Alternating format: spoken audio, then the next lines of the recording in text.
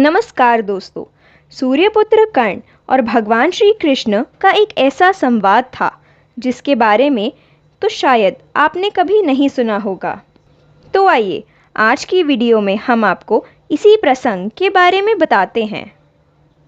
दोस्तों, भगवान श्री कृष्ण सूर्यपुत्र कर्ण से कहते हैं कि अनेक जरासंधों से भरे हुए इस संसार में एक कर्ण से वार्तालाप करके अच्छा लगा।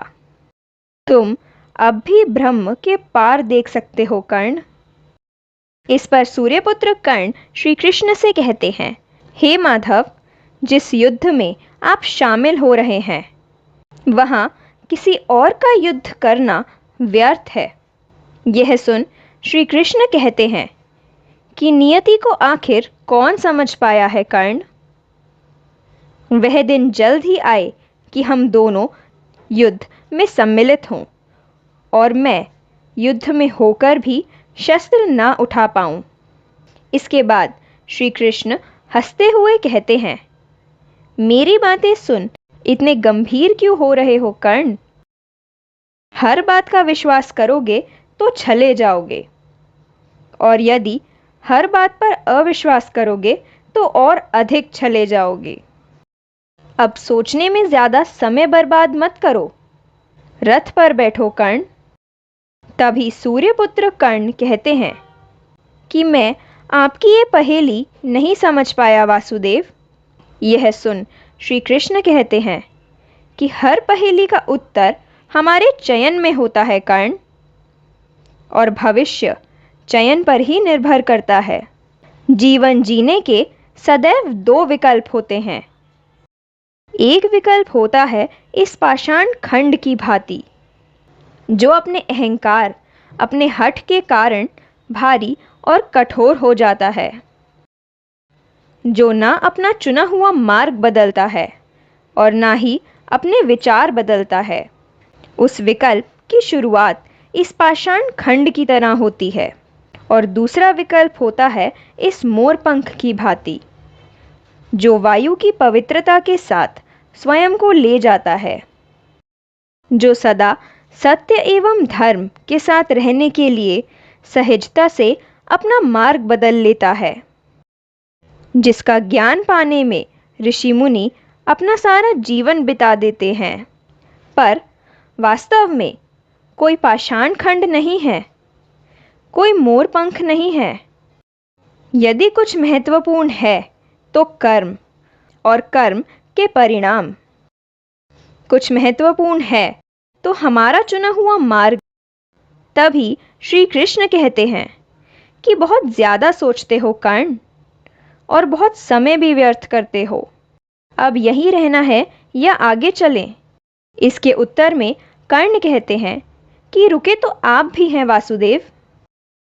वासुदेव श्री कृष्ण कहते हैं कि कहा था ना, जीवन मार्ग में रुककर देख लेना चाहिए कि लक्ष्य उचित है या नहीं, और कहीं हमारा मार्ग हमारे साथ छल तो नहीं कर रहा। उसके बाद कर्ण कहते हैं कि कहीं इसका संबंध पाषाण खंड और मोरपंख के चुनाव से तो नहीं। तभी श्री कृष्ण कहते हैं कि नहीं, आवश्यक नहीं कि हम केवल पाषाण खंड या मोरपंख हों। कभी कभी कर्म के साथ नियति भी महत्वपूर्ण होती है।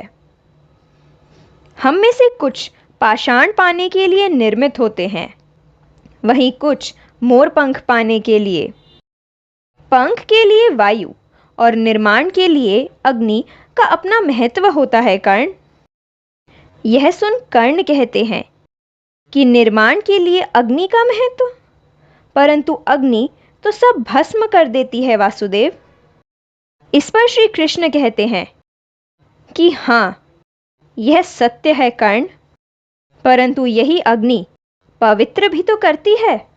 ध्यान रहे अंगराज कर्ण, सारथी का कार्य केवल मार्ग दिखाना होता है, चयन तो रथी को ही करना होता है। फिर भी यदि समय आने पर चुनाव करना पड़े तो किसका चुनाव करेंगे अंगराज। इसके उत्तर में कर्ण कहते हैं कि मित्र दुर्योधन का, इसलिए नहीं कि मैं उसके प्रत्येक कर्म को उचित मानता हूं, परंतु इसलिए कि उसने मेरी तब सहायता की जब सबकी दृष्टि में मैं तुच्छ था। मैं पाषाण होने का विकल्प चुन चुका हूं, क्योंकि जल रूपी निर्मित बनकर दुर्योधन ने मुझे संभाला है। यह सुन श्री कृष्ण कहते हैं कि चयन तुम्हारा है अंगराज, परंतु स्मरण रखना कि हम कर्म चुनते हैं और कर्म हमारा परिणाम होता है। तो दोस्तों, आपको भगवान श्री कृष्ण और अंगराज कर्ण के बीच का यह संवाद कैसा लगा, कमेंट करके अवश्य बताइएगा। साथ ही अगर आपको वीडियो अच्छी लगी हो तो वीडियो को लाइक कर चैनल को सब्सक्राइब अवश्य कर दे और बेल आइकन को प्रेस करना ना भूलें, ताकि आगे आने वाली सभी वीडियोस के नोटिफिकेशन सबसे पहले आप तक पहुंच सके। तो जल्द ही मिलते हैं ऐसी ही एक और नई वीडियो के साथ। तब तक अपना ध्यान रखें। जय श्री कृष्ण।